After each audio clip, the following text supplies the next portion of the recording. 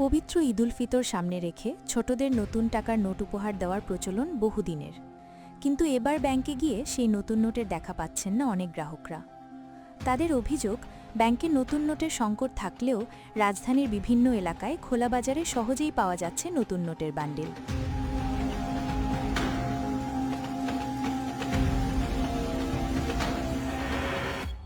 সরজমিনে দেখা যায় ঢাকার গুলিস্তান, মতিঝিল, ফার্মগেট, উত্তরা, টঙ্গীবাজার ও যাত্রাবাড়ি সহ বিভিন্ন এলাকায় কিছু ব্যবসায়ী ফুটপাতে নতুন নোট বিক্রি করছেন। 10 টাকা থেকে শুরু করে 20, 50, 100 এমনকি 500 টাকার নতুন নোটও পাওয়া যাচ্ছে সেখানে। তবে এগুলো কিনতে হলে গুনতে হচ্ছে বাড়তি টাকা।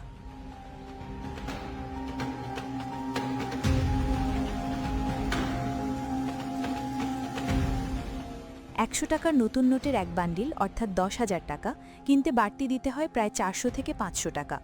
50 টাকার নতুন নোটের বান্ডিল অর্থাৎ 5,000 টাকা কিনতে বাড়তি দিতে হয় 200 থেকে 300 টাকা। আজকে এক প্যাকেট টাকার জন্য আমরা 500 করে টাকা দিতেছি।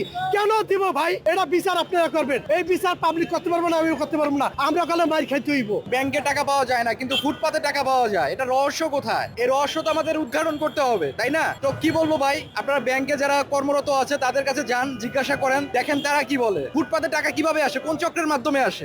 এদিকে বিক্রেতারা বলছেন, ঈদের সময় নতুন নোটের চাহিদা বেশি থাকায় তারা বিভিন্ন উপায়ে ব্যাংক থেকে নোট সংগ্রহ করে বাজারে বিক্রি করেন। 100 আসছে, 100টা বেচতেছি আমরা 300 টাকা বান্ডেল।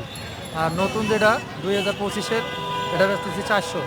এটা বেচে থেকে আমরাও কিনি, আমরাও বেশি। কত টাকা কিনি এটা আপনারও জানার দরকার নাই, কারো জানার দরকার নাই। আমি কিনি, আমি জানি, আমি বেশি। অর্থনীতিবিদদের মতে, ব্যাংক থেকে বের হয়ে নতুন নোট খোলা বাজারে এভাবে বিক্রি হওয়া অনিয়ম এবং বেআইনি। বাংলাদেশ ব্যাংকের নীতিমালা অনুযায়ী নতুন নোট সাধারণ মানুষের মধ্যে ব্যাংকের মাধ্যমে নির্ধারিত পদ্ধতিতে বিতরণ করা হয়।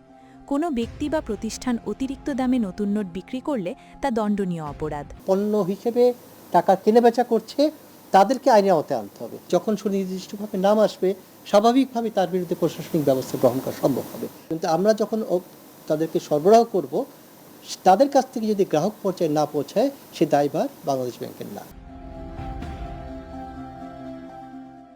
ব্যাংকে নতুন নোটের সংকট আর খোলা বাজারে বাড়তি দামি বিক্রির এই অভিযোগ নিয়ে সাধারণ মানুষের মধ্যে ক্ষোভ বাড়ছে।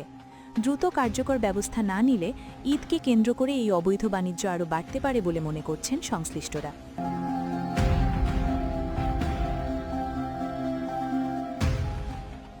Ayesha Akter, NV news 24।